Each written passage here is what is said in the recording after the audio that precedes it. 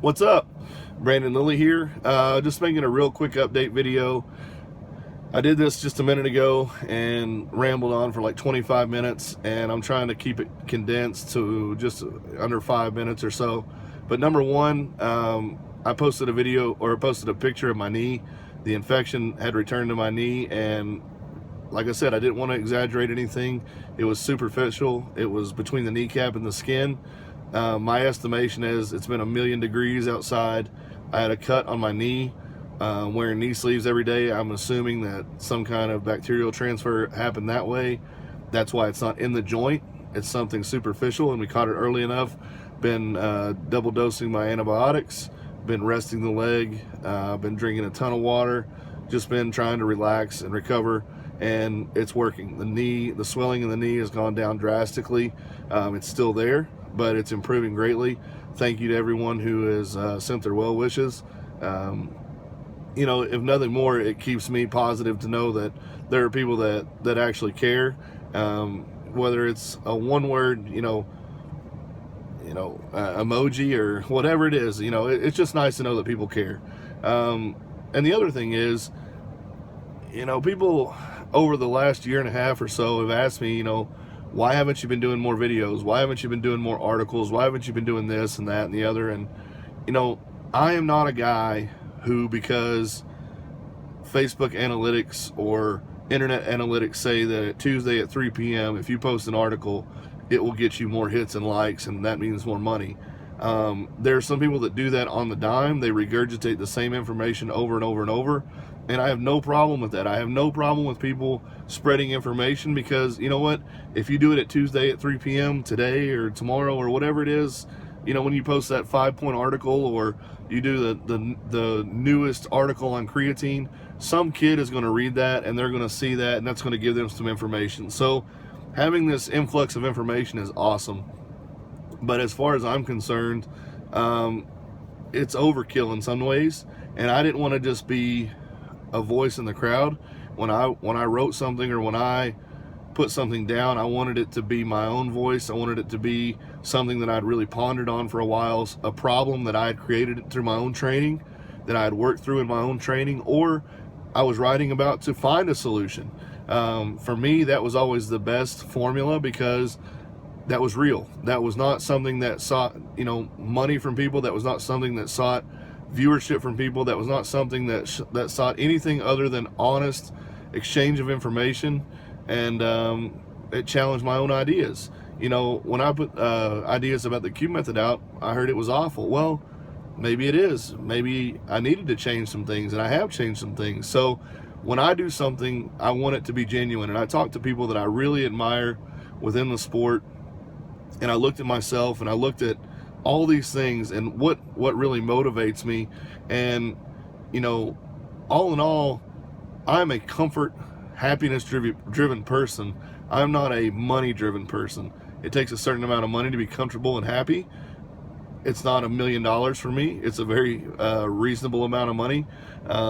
So I stopped chasing $1,000,000, is what I'm trying to say. Is I stopped trying to please everyone, and I kind of had to step away from things a little bit to just kind of clear the air, clear my mind, and get back to myself.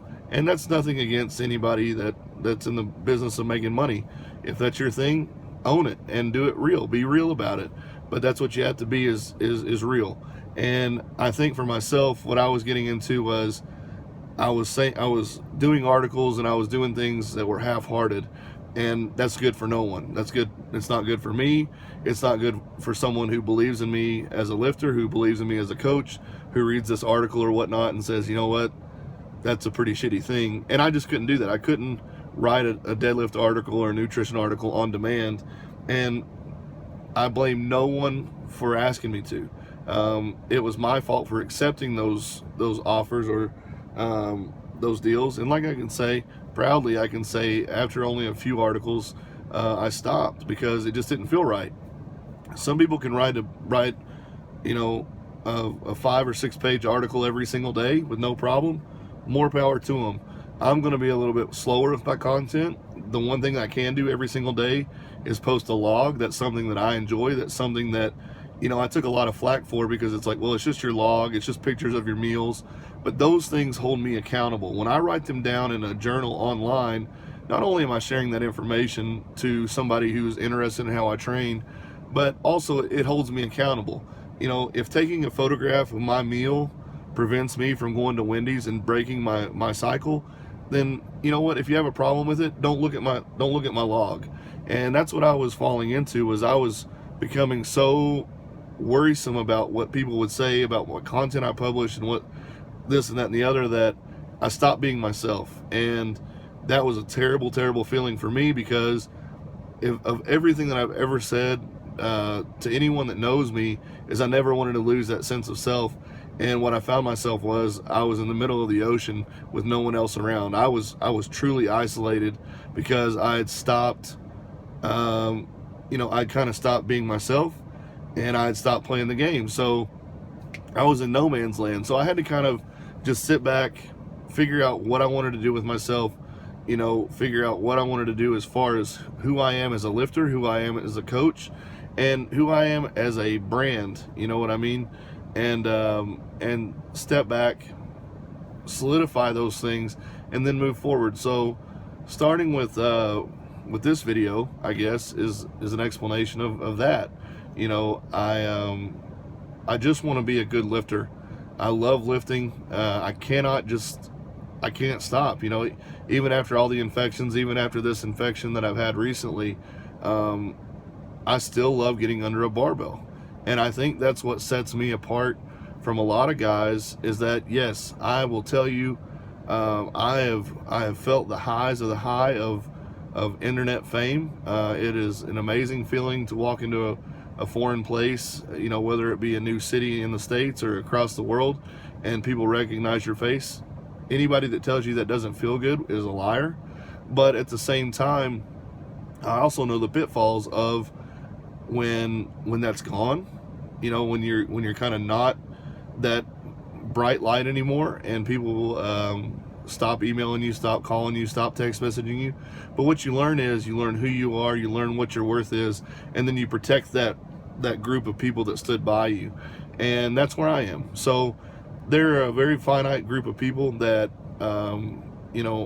whether we're total strangers and we've communicated only on the internet, or people who have been in my closest corner all the way through, that I will always be loyal to.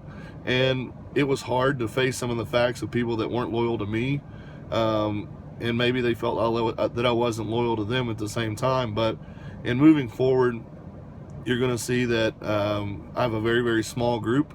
I do things very, very openly and honestly, and all I want to do is make myself stronger. I want to be a good competitor, and I want to help others get stronger. And if you're down with that, I can get down with you, and that's that. So have a great day. Look forward to sharing some content with you guys going into Boss of Bosses.